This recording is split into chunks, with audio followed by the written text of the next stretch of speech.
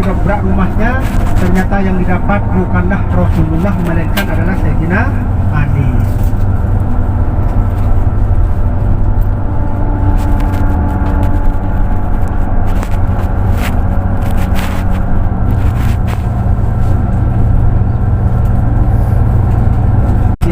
Sayyidina Ali sempat ditangkap, diinterogasi oleh orang-orang kafir Quraisy. Kemana Muhammad, wahai Ali? Saya tidak tahu. Tidak mungkin kau tidak tahu, wahai Ali, tadi malam berbincang-bincang dengan kau. Ya, memang tadi malam berbicara dengan saya, akan tetapi Rasulullah tidak memberitahu mau kemana, dan Rasulullah tidak memberitahu akan kemana. Hanya saja Rasulullah memberikan amanah kepada saya untuk mengembalikan harta-harta milik penduduk kota Mekah yang dititipkan kepada saya.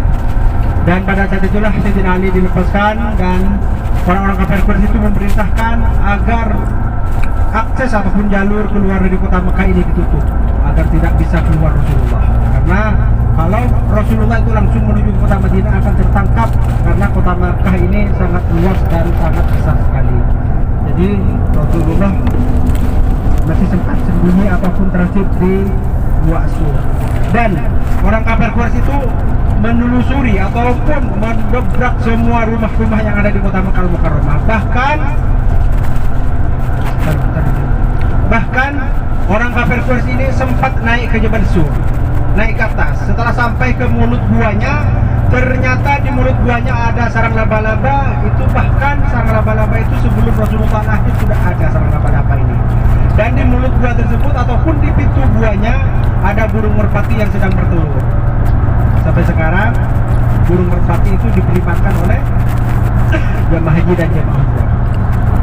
Karena kenapa? Karena salah satu hewan yang melindungi ataupun salah satu hewan yang menyelamatkan keselamatan Rasulullah SAW pada saat itu. Sampai sekarang burung tersebut nggak ada yang berani menyembelih, nggak ada yang berani menangkapnya karena takut kepada Rasulullah SAW, karena burung tersebut sudah menyelamatkan nyawanya Rasulullah SAW. Dan di mana Rasulullah SAW saat istirahat di dalam guanya, pada saat itu sebagian ulama ataupun keterangan menjelaskan bahwasanya beribu-ribu tahun ada salah satu ular yang menunggu kedatangannya Rasulullah. Dan saat Rasulullah istirahat, saat Rasulullah sedang tertidur, ular tersebut keluar dari lubangnya yang tidak ditutupi oleh Sayyidina Abu Bakar. Saat mau keluar ularnya ditutupi dengan tangannya oleh Sayyidina Abu Bakar, takut mengganggu istirahatnya Rasulullah. Saat ditutup dengan tangannya oleh Sayyidina Abu Bakar, dan pada saat itulah tangannya Sayyidina Abu Bakar digigit oleh ular. Dan Sayyidina Abu Bakar tidak mengatakan kepada Rasulullah, dan juga Sayyidina Abu Bakar tidak mengeluarkan suara dikarenakan takut mengganggu istirahatnya Rasulullah. Sayyidina Abu Bakar menahan rasa sakit sampai jatuh air matanya dan mengenai bibinya Rasulullah. Dan pada saat itulah Rasulullah langsung bangun. Ada apa wahai Abu Bakar? Tidak apa-apa wahai Rasulullah. Lalu Rasulullah bangun dan mengambil tangannya Sayyidina Abu Bakar. Ada sebagian mengatakan tangannya Sayyidina Abu Bakar digigit, ada yang mengatakan tangannya Sayyidina Abu Bakar ini diludahi oleh Rasulullah dan sembuh pada saat itu.